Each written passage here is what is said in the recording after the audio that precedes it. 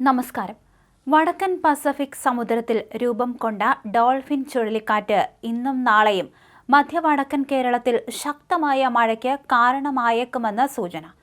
ചുഴലിക്കാറ്റ് നേരിട്ട് ഇന്ത്യയെയോ കേരളത്തെയോ ബാധിക്കില്ലെങ്കിലും പടിഞ്ഞാറ് ഭാഗത്ത് ഇന്ത്യയോട് കൂടുതൽ അടുക്കുന്നതിനാൽ അന്തരീക്ഷത്തിലുണ്ടാകുന്ന വലിയ മാറ്റങ്ങൾ കേരളത്തിന്റെ കാലവർഷക്കാറ്റിന്റെ നീക്കത്തെയും ബാധിക്കും. ഡോൾഫിൻ സൃഷ്ടിക്കുന്ന ന്യൂനമർദ്ദം കേരളത്തിലെ കാറ്റിന്റെ വേഗം കൂട്ടാനും കാരണമാകും. ചുഴലിക്കാറ്റെന്നാൽ അതിശക്തമായ ന്യൂനമർദ്ദമാണ്. മർദ്ദം കുറഞ്ഞ ആ പ്രദേശത്തേക്ക് ചുറ്റുപാടുമുള്ള കാറ്റ് വലിക്കപ്പെടും. അറബിക്കടലിലെ കാറ്റ് അങ്ങോട്ടേക്ക് പ്രവഹിക്കുമ്പോൾ കേരള തീരത്തും ശക്തമായ കാറ്റ് അനുഭവപ്പെടും. ഇത് പശ്ചിമഘട്ട മലനിരകളിൽ തട്ടി മഴയാകും. അതിശക്തമായ ചുഴലിക്കാറ്റാണ് ഡോൾഫിൻ. ജൂലൈ 27-നാണ് ഡോൾഫിൻ രൂപം കൊണ്ടത്.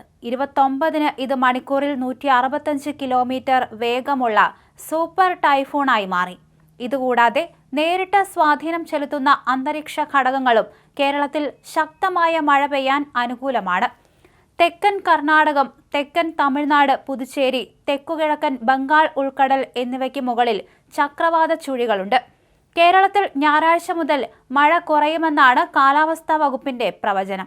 അതേസമയം സംസ്ഥാനത്ത് ഇന്നു മുതൽ ഞായറാഴ്ച വരെ മഴ ശക്തമാകുമെന്ന് കാലാവസ്ഥാ വകുപ്പ് അറിയിച്ചിട്ടുണ്ട്. ഇന്ന് സംസ്ഥാനത്ത് പരക്കെ മഴ ലഭിക്കും.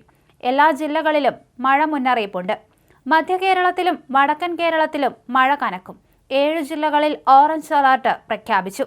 കാസർഗോഡ്, കണ്ണൂർ, എറണാകുളം, ഇടുക്കി, കോട്ടയം, ആലപ്പുഴ, പത്തനംതിട്ട ജില്ലകളിലാണ് ഓറഞ്ച് അലർട്ട്.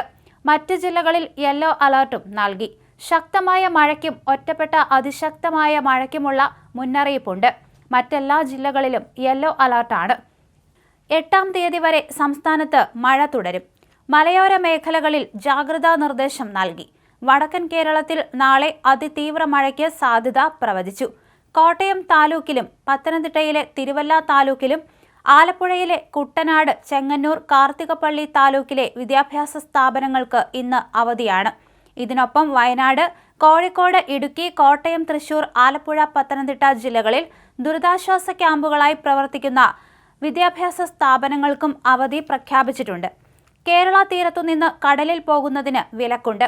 വരുന്ന ആഴ്ചയിലും സംസ്ഥാനത്ത് മഴ കിട്ടിയേക്കും. ചൈന കടലിൽ ശക്തി പ്രാപിക്കുന്ന ചുഴലിക്കാറ്റ് കാലാവസ്ഥാ ശാസ്ത്രജ്ഞർ സൂക്ഷ്മമായി നിരീക്ഷിച്ചു വരികയാണ്. മഴയ്ക്കൊപ്പം കള്ളക്കടൽ ജാഗ്രതാ നിർദ്ദേശവുമുണ്ട്.